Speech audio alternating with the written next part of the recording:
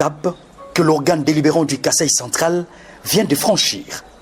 La période tumultueuse qu'a connue la première institution du Kasaï central est en phase de définition.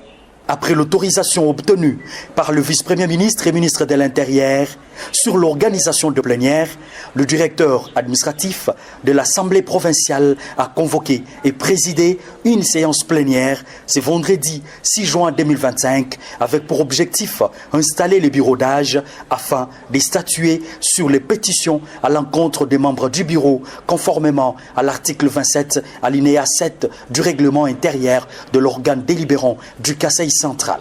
C'est le député provincial Stéphane Mwanda Malomba qui a été présenté comme président du bureau d'âge, le premier doyen d'âge de cette assemblée s'étant excusé. Il est secondé par deux députés provinciaux moins âgés, à savoir Jean-Paul Bambi comme secrétaire rapporteur et Adèle Mpanda comme questeur conformément à l'article 12 du règlement intérieur. Dans sa première prise de parole, Stéphane Mwanda, président du bureau d'âge, est revenu sur les missions qui sont confiées à son équipe. Il s'agit entre autres de l'audition des membres du bureau visés par des pétitions.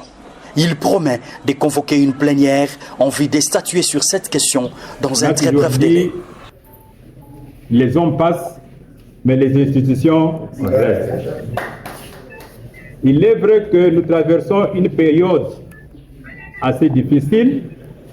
Les uns parlent d'une crise au sein de l'Assemblée provinciale, mais nous disons qu'il n'y a pas une crise, il y a une fiction au sein de l'Assemblée provinciale. Parce que les députés provinciaux, nous sommes ensemble, nous partageons presque la même vision du chef de l'État. Il y a eu des pétitions adressées aux membres du bureau. Cela ne veut pas dire qu'ils sont déjà partis. Ils doivent encore présenter leurs moyens de défense. Les jours que nous allons organiser la plénière pour traiter sur ces pétitions, ceux-là qui sont visés par ces pétitions et qui vont convaincre les députés vont récupérer leur poste. Mais ceux qui ne vont pas convaincre les députés, à ce moment-là, nous allons procéder au remplacement.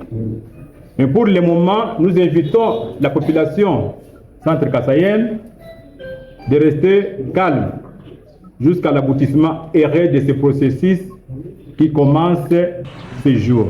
Rappelons que, bien avant la tenue de cette plénière, les éléments de la police nationale congolaise ont empêché les députés provinciaux à rejoindre le Capitole, siège de l'Assemblée provinciale, ordre qui viendrait des autorités provinciales.